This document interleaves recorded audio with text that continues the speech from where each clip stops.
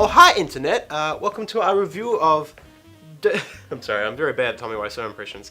This is our review for The Disaster Artist, James Franco's new film, and a behind-the-scenes look of the making of the cult phenomenon The Room. And for those of you who don't know about The Room, to put it lightly, it's like an absolute train wreck of a film that contorted itself in such a manner that it's just become this beautiful, ugly mess, an absolute monument to how not to make a film. Totally. And that's why it's such a fascinating phenomenon. It's not everyone's cup of tea, but I personally in love with the movie. I enjoy watching it, and I've seen it several times.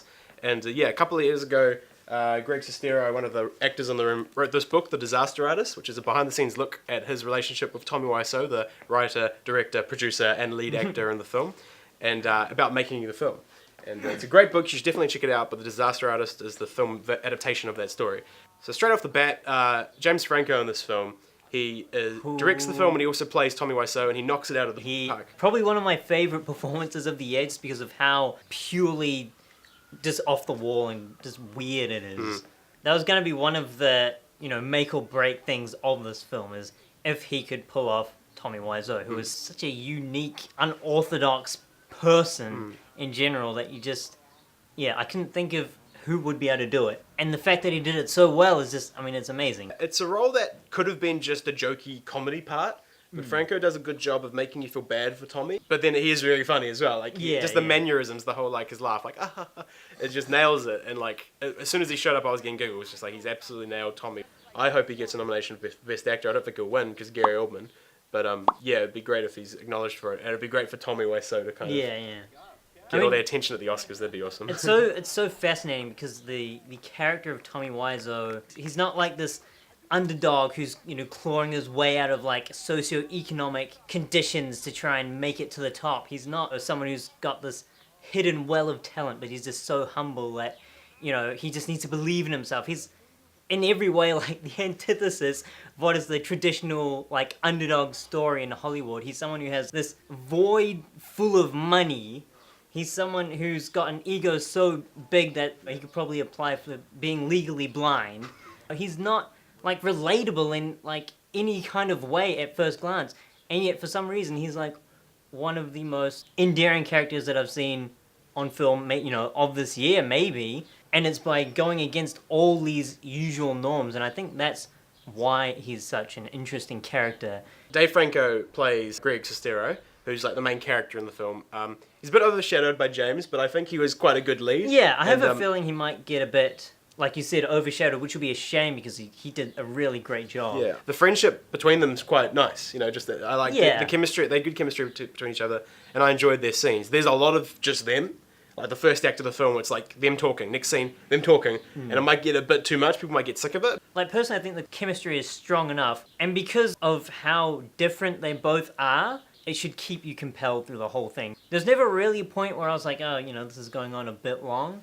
And that's just because of how idiosyncratic the matchup is. And there are, a few other characters. Well, Seth Rogen's in this film, and he plays Sandy, who's the script supervisor in the film. He was quite good. He wasn't a typical Rogen, Yeah. He wasn't shouting or laughing or anything. He was just kind of the commentary track, it seemed. He was kind of making comments in the background about the film, which was my first negative of the film, is that they kind of overdid them responding to things wrong with the movie. Right. Each character would say something like, oh, this is going on a bit too long, or this never comes back in the plot. The questions the fans have when watching the film, they were doing it constantly, and maybe because I'm so familiar with The Room, but I was I know that.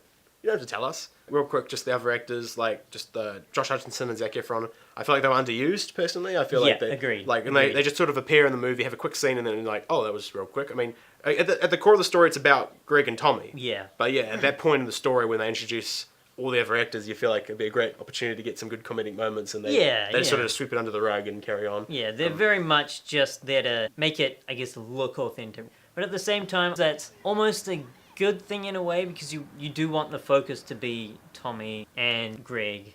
And I think if you do put focus on the other characters too much, it might become a bit unfocused. True. It was a very grounded film, kind of simple, just a lot of shots on the main characters. It never kind of showed any extravagant shots of the city, which I was hoping they would reference, because there's so many of those in The Room, just shots of San Fran constantly, but it was the opposite of that. I don't know, it made it grounded and real, and I liked that. It's like a docudrama, I guess is what it is. And even though it is hilarious, it is still just kind of documenting what happened. It's not like they're trying to take the piss or anything. No. One thing I really appreciated is the balance between drama and comedy. I thought they did it so well. Totally, Like the comedy never felt forced, the drama never felt overbearing, and in fact the dichotomy of both of those elements kind of culminated in what is probably one of my favorite scenes of the year, which is also thanks to the audience reaction. I don't want to spoil it, but it was just, yeah, it was a brilliant scene. My main criticism actually occurs like right near the climax of the film. I would have loved to, I guess, wallow in the aftermath of, you know, what is essentially a failure a bit more. The kind of change to, oh, it's actually a success was a bit too quick for my liking. Yeah. I feel like that does undercut it, like the story a wee bit, because it makes it feel like a traditional, you know, Hollywood story, the way it just kind of has that classic upward trajectory as opposed to, you know, kind of getting up there, or the illusion of getting up there, failing pretty spectacularly, and then having this really weird twist on it where your creation is enjoyed, but it's also mocked.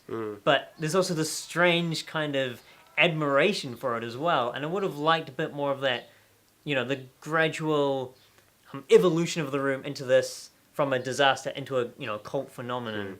Yeah, I think they did totally jump the gun and just did it to get that classic Hollywood ending. Yeah. And I admit, I got a bit teary in the end because, like, yeah, I find the story quite inspirational in a way. Yeah, you know? yeah, it is, and, definitely. And as from when I read the book, like the last sentence, I was like, oh man. And yeah, when it does the classic cut to real life footage, you actually see the real guy, and I was like, what's on the feeling? Oh Jesus! It's just like, right now I'm getting a little.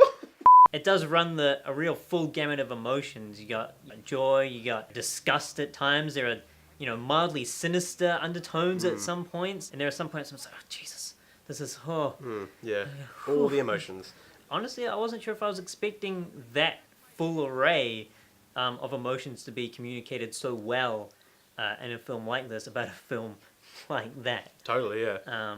So yeah, it's like the Disaster Artist is very much like this beautiful flower that grew out of this, you know, very fertile soil made out of shit.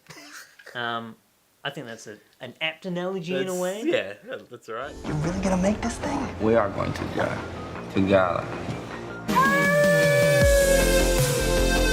So overall, guys, I really enjoyed this film.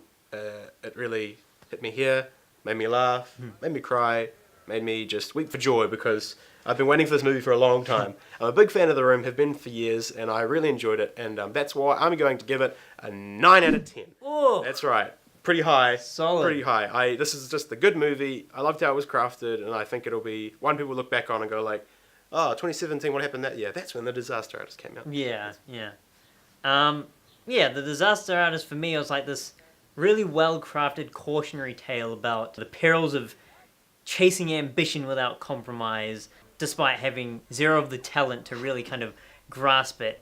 And, you know, and being a showcase, a little bit of a biography of sorts for this enigma of a person that is Tommy Wiseau. And it was so refreshing to see interesting characters that I hadn't seen before. And yeah, ran the full gamut of emotions, as you said. And I enjoyed it the whole way through. So I'm gonna also give it a 9. I too am going to give it a 9. Yep. Getting me emotional, man. Getting all sad again. I think it's worth it. I think if Tommy were here and he saw our review, he'd be like, ha, great story, guys. Thank you, Jovial Entertainment. It's Exactly. Tommy. That's what he'd do. Thanks, Tommy. Thank you for your work. And go see The Disaster Artist. Yeah, go see The Disaster Artist, and I would recommend going to see The Room first. You reckon seeing Yes, The Room definitely. See The Room first, but if you don't, I think you'll have to see it. There's no way you watch this movie and not want to see The Room Yeah. afterwards. You need to see it. Hearing all the behind the scenes stories. So yeah, thanks guys for watching our video, and we'll catch you next time. first? Yeah. Bye, doggy.